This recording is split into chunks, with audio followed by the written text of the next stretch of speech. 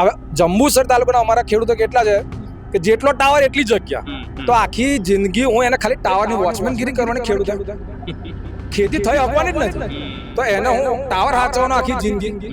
એટલે બધી મંડળીઓનું commission direct Jitu વાઘાણીને ત્યાં જાય છે ને બધા ધારાસભ્યોને મળે છે, બધાય મળેલા છે આમાં બધા મળેલા જ છે.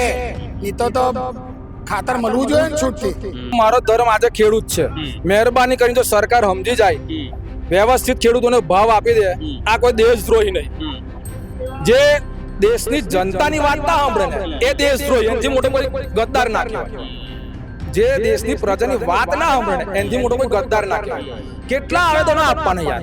હવે પાર્ટ 4 આવશે, હવે પાર્ટ 4 આવશે અને ગાંધીનગરમાં ગજવાનું છે. આ વખતે તો પરમિશન આપે કે ના આપે. અમદાવાદથી પગપાળા કે તો તૈયાર છે ને ભરૂચ જિલ્લામાંથી પગપાળા જવાય તૈયાર છે લોકો. અચ્છા, રાજકારણમાં નથી બેઠા, એ તો ધંધો જ કરવા પડે. કારણ કે અદાણી ના બંને એ લોકો સાથે કોન્ટેક્ટ છે, એટલે એ લોકોનું જ માને, અમારું તો કોઈ માને જ ના. આ તમે આયા હતા જેતપુર તારીખ કહેતા તમે થાંભલા કાપી નાખીશું, ભંગાર વાળા કરીશું, શું હવે આપણે એ જ તૈયારી કરવાની છે. આજે આવેદન પત્ર આપવા માટે આયા છે. હવે જો એ આ છેલ્લો ચાન્સ હતો એમનો, હવે એ જો નહીં સમજે તો પછી અમારે એ જ રસ્તો અપનાવવાનો છે. હજુ ટેમ્પા વાળો તો રાહ જોઈને જ બેઠેલા છે, એમને રોકી જ રાખેલા છે કે ભાઈ તમે બીજે જશો ના, અમારા ટેમ્પા સારું રાખજો, અમારા ટેમ્પા ખાલી.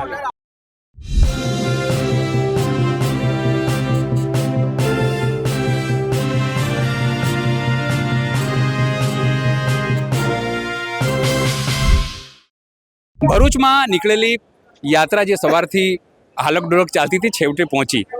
આવેદનપત્ર અપાઈ ગયું છે. હરિરામભાઈ છે, હરિરામભાઈ આગેવાની લીધી સવારથી લઈને. લાગતું હતું પહોંચશો, જે રીતે પોલીસ રોકતી હતી. પહોંચવું તો હતું જ, નક્કી કર્યું એટલે પહોંચવું જ હતું. પહોંચવું તો હતું જ, પહોંચી ગયા. કલેક્ટર સાહેબને આવેદન પણ આપી દીધું, માંગણીઓ પણ સંભળાવી દીધી. એમને કીધું છે હું સરકાર સુધી પહોંચાડીશ. માંગણીઓ શું હતી? માંગણીઓ એવી છે કે અમારે જે માર્કેટ ભાવ અત્યારે જે 4/8/2026 નો પરિપત્ર છે, માર્કેટ ભાવના 2 ગણા, માર્કેટ ભાવના 4 ગણા 2013 ના જમીન સંપાદનના નિયમો માર્કેટ ભાવના 4 ગણા જોઈએ. માર્કેટ ભાવ પર વાણિજ્યના હિતમે ધ્યાને લઈને વાણિજ્ય ભાવ ગણવામાં આવે. માર્કેટ ભાવ ખાલી એવું નહીં કે દસ્તાવેજ થયો, એ ઓલરેડી ડીએલયુસી થઈ ચૂકેલ દરેક ખેડૂત. અમારા ભરૂચ જિલ્લાના ટોટલી ખેડૂત 3 થી 4 લાખ રૂપિયા વળતર મળે. એક વીંગાના ટાવર છે, દરેકને ખબર છે. બસ ખાલી આટલા જ. હા, 600 થી 700 સ્ક્વેર મીટર જગ્યા કવર કરે. બરાબર. હવે જંબુસર તાલુકાના અમારા ખેડૂતો કેટલા છે કે જેટલો ટાવર એટલી જગ્યા, તો આખી જિંદગી હું એને ખાલી ટાવરની વોચમેનગીરી કરવાની ખેડૂતો ખેતી થઈ શકવાની જ નથી, તો એને હું ટાવર હાચવાનો આખી જિંદગી. અને કોરિડોરમાં જે સરકારે દરેક કલેક્ટર એવું કે સિંગલના 30%, સિંગલ નહીં ભાઈ, માર્કેટ ભાવના 4 ગણા ને એના 50%. અમે જે કલેક્ટર સાહેબ એના 50% અમારે વળતર જોઈએ. ને ભાવ વાણિજ્યને ધ્યાને રખાય, કારણ કે દસ્તાવેજનો ભાવ તો ઓલરેડી ડીએલયુસી પડી ચૂકેલી છે. અને જે કેનલો નહીં ચાલતી અમારા વર્ષોથી કેનલ જે નહીં, એનું કેનલનું પાણી છોડવામાં ટાઈમે દર વર્ષે મેન્ટેનન્સ થાય કેનલનું, હજારો કરોડો રૂપિયાનું મેન્ટેનન્સ થાય કેનલ પર, પાણી ચાલતું નહીં. પછી જે અત્યારે એક્સપ્રેસ હાઈવે જે નીકળ્યો છે, રેલવે નીકળી, એના કારણે અઢળક ખેડૂતો આજે પણ ખેતરોની અંદર પાણી ભરાઈ ચૂકેલું છે, એનો તાત્કાલિક નિકાલ કરવામાં આવે, એ અમારી માંગણી છે. ખાસ ખાતર તો તમે કહો, બધા એ જ કહેશે, હરિરામભાઈ જવાબ દઈ લેશે. ખાતરની સમસ્યા તમે વાત કરો છો, પણ છે લાંબી લાઈનો લાગે છે, 4 ગુણ ખાતર આપે છે, એની જોડે 2 પેકેટ આપે છે ફરજિયાત. અને કાળાબજારીમાં ખાતર વેચનારાઓ 450 રૂપિયામાં ઢગલેબંધ ખાતર વેચાય છે. તો કેમ જીતુભાઈ તો કહેતા હતા, જીતુ વાઘાણી કે હવે કોઈ આવું કરશે તમે પગલાં લઈશું, ચમરજી મંદીમાં છોડીશું નહીં. એટલે બધી મંડળીઓનું કમિશન ડાયરેક્ટ જીતુ વાઘાણીને ત્યાં જાય છે ને બધા ધારાસભ્યોને મળે છે, બધાય મળેલા છે આમાં બધા મળેલા જ છે. નહીં તો ખાતર મળવું જોઈએ ને છૂટથી. આ એક જ વખત આયા છો કે હજુ આવવાની તૈયારી છે? તૈયારી ફૂલ છે. શું કહો છો? હવે અહીં નહીં, હવે ગાંધીનગર. પહેલા હું કહું, હું કોઈ હિન્દુ નથી, કોઈ મુસલમાન નથી, મારો ધર્મ આજે ખેડૂત છે. મહેરબાની કરીને જો સરકાર સમજી જાય, વ્યવસ્થિત ખેડૂતોને ભાવ આપી દે, આ કોઈ દેશદ્રોહી નહીં. જે દેશની જનતાની વાત ના સાંભળે ને એ દેશદ્રોહી, એનાથી મોટો કોઈ ગદ્દાર ના કહેવાય. જે દેશની પ્રજાની વાત ના સાંભળે ને એનાથી મોટો કોઈ ગદ્દાર ના કહેવાય. કેટલા આવેદનો આપવાના યાર, જિલ્લે આવેદનો આપવાના, રોડ રોકવાના, કલેક્ટરને ખોટા હેરાન કરે. પોલીસ પ્રશાસન ને સરકાર ખોટા હેરાન કરે. હું લેવા તમને અધિકારીને હેરાન કરો? તમે આવો ને યાર, તમે પ્રજાના પ્રતિનિધિ આવો, બેહો અમારી જોડે. મેં આજે પણ આમ જ કીધું કે સર દરેક 5 ધારાસભ્ય સંસદ સભ્ય આવ્યા 2000 થી 3000 વચ્ચે ભાવ પાડ દે. આખો ભરૂચ જિલ્લો પૂરો યાર. ખોટું હું રોડ પર આવવાની જરૂર? અમને શોખ થાય ખેડૂત તરીકે રોડ પર ટ્રેક્ટર ડીઝલ ફૂકીને આવવાના, પણ પેટનું પાણી હલતું નહીં. બસ પૈસા જ ખાવા. હવે પેટનું પાણી હલતું નહીં શશિકાંતભાઈ, તો કેવી રીતે હલાવશો? એટલે એ શું આવે? આ પાર્ટ 2 પાર્ટ 3 હવે પાર્ટ 4 આવશે. હવે પાર્ટ 4 આવશે અને ગાંધીનગરમાં ગજવાનું છે. આ વખતે તો પરમિશન આપે કે ના આપે. અમદાવાદ થી પગપાળા કે તો તૈયાર છે ને ભરૂચ જિલ્લામાંથી પગપાળા જવાય તૈયાર છે લોકો. અને હવે 1100 ટ્રેક્ટરો નહીં, 11,000 ટ્રેક્ટરો જશે. હા, અને 10 લાખ માણસો ભેગા થશે. ત્યારે સરકારને ખબર પડશે કે આ ખેડૂત શું છે. આ કેમ આ લોકો સમજતા નથી? તમારા લોકોની સીધી તો માંગ છે યાર, સીધી માંગ છે સાહેબ. સમજે કેવી રીતે? એ લોકોનો જ પેટોનો કાળ પહેલા 2 પીરાટા હિસાબ પીને મુસાફિર આપી પૈસો જ પીર થઈ ગયો. તો એ બધા પૈસા જ લે નહીં, કારણ કે એટલે ધંધો જ કરવા બેઠા. એ કઈ રાજકારણ કરવાના, એટલે ધંધો જ કરવા બેઠા. અચ્છા, રાજકારણ નથી બેઠા, એટલે ધંધો જ કરવા બેઠા. કારણ કે અદાણી ના બંને એ લોકો સાથે કોન્ટેક્ટ છે, એટલે એ લોકોનું જ માને. અમારું તો કોઈ માને જ ના. એવું છે? હા, એવું છે. આવો બીજા સજ્જનો પણ છે, બીજા લોકો પણ છે. આવો વિકાસભાઈ, તો ફરીને તમે તૈયાર નથી કરતા નવા લોકોને યાર? શું આ તમે આયા હતા જેતપુર તારીખ કહેતા તમે થાંભલા કાપી નાખીશું, ભંગાર વાળા કરીશું, શું હવે આપણે એ જ તૈયારી કરવાની છે. આજે આવેદન પત્ર આપવા માટે આયા છે. હવે જો એ આ છેલ્લો ચાન્સ હતો એમનો, હવે એ જો નહીં સમજે તો પછી અમારે એ જ રસ્તો અપનાવવાનો છે. હજુ ટેમ્પા વાળા તો રાહ જોઈને જ બેઠેલા છે. એમને રોકી જ રાખેલા છે કે ભાઈ તમે બીજે જશો ના, અમારા ટેમ્પા સારું રાખજો, અમારે સારું ટેમ્પા ખાલી. એટલે આલેલા જ છે. અને હવે એ પહેરે હોત ને પહેવાય નહીં દઈએ.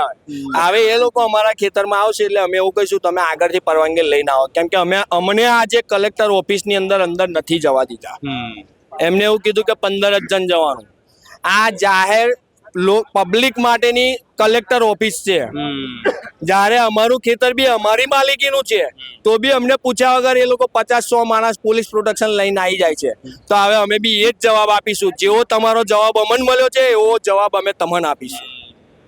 હવે અમે લાત મારીને લાત ખાઈશું. આટલા બધા ખેડૂતો આવ્યા છે, છેક દૂર 100 કિલોમીટર દૂરથી, 50 કિલોમીટર દૂર પોતાના ડીઝલ બાળીને આવ્યા હતા. એવું ના થઈ શકે કલેક્ટર જાતે તમારું આવેદન પત્ર લઈ લે ખેડૂતોનું? અમારી પણ માંગ આવી જ હતી કે આટલા ખેડૂતો આવ્યા છે, દરેક ખેડૂતને કલેક્ટર સાહેબને મળવાનું પણ ઈચ્છા હોય. આટલું પોતાનું ડીઝલ, પોતાનો સમય, તદ ઉપરાંત પ્રશાસન દ્વારા જે હેરાનગતિ થઈ એ બધું વેઠીને ખેડૂતો અહીં આવ્યા છે. તો માનનીય કલેક્ટરશ્રી ને આ મીડિયા થ્રુ પણ પહોંચાડવા માંગુ છું સંદેશો કે આપ હવે બીજી વખત થાય તો ખેડૂતોને આપ જાતે મળવા આવો, ખેડૂતો પાસેથી એમના પ્રશ્નો જાણો તમે. આ અમે 5 થી 10 લોકો અંદર ગયા છે, અમે અમારી આવેદન અમે રજૂ કર્યું છે, પણ ખેડૂતોને પર્સનલ તમે પૂછશો તો તમને ખબર પડશે કે ખેડૂતોની હાલત કઈ છે, ખેડૂતો કઈ રીતે જીવી રહેલા છે, ખેડૂતો પોતાની જમીન બચાવવા માટે શું કરી રહેલા છે. કારણ કે પાવર ગ્રીડ વાળા તો પોલીસ પ્રોટેક્શન લઈને આવી જાય છે. પણ અત્યારે સરકારશ્રીના પરિપત્ર પ્રમાણે, તો નવા પરિપત્ર પ્રમાણે કે જ્યાં સુધી ખેડૂત પ્રતિનિધિ નક્કી ન થાય, MRC ન બને અને ખેડૂતના ખાતામાં પૈસા ન આવે ત્યાં સુધી પાવર ગ્રીડ કામ કરી શકે નહીં. પણ પાવર ગ્રીડ દ્વારા આ સરકારને પી ગયેલી છે. પાવર ગ્રીડ સરકારનું કંઈ સાંભળતી નથી અને પોતાની રીતે કામ કરવા આવી જાય છે. તમે આજે કીધું કે હવે MRC કમિટીને સપોર્ટ નહીં કરો તમે. અમે જાહેર કર્યું છે કે અમે ગુજરાત ખેડૂત સમાજ જે કરશે તે કહીશું. અમે કોઈ MRC કમિટી બનાવવા તૈયાર નથી. MRC બનાવવા માટે અમે મંજૂર નથી. આ અધિકારીઓ જે રીતે કહે છે કે ભાઈ તમે લોકો સ્વીકારી લો તમામ વસ્તુ કહે છે, તો પછી કઈ રીતે કરશો? કારણ કે અધિકારીઓ, પોલીસ બધું આવશે તમારે ત્યાં ગામડાઓમાં. ભારતીય જનતા પાર્ટીના લોકો બી આવશે, સાંસદો, ધારાસભ્યો બધા આવશે કહેવા માટે. અધિકારીઓને અગાઉ અમે મળ્યા હતા ત્યારે એમણે એવું કહ્યું હતું કે અમારા માટે તો આ પરિપત્ર ભગવાન છે, એમાં અમે કાંઈ જ કરી શકીએ નહીં.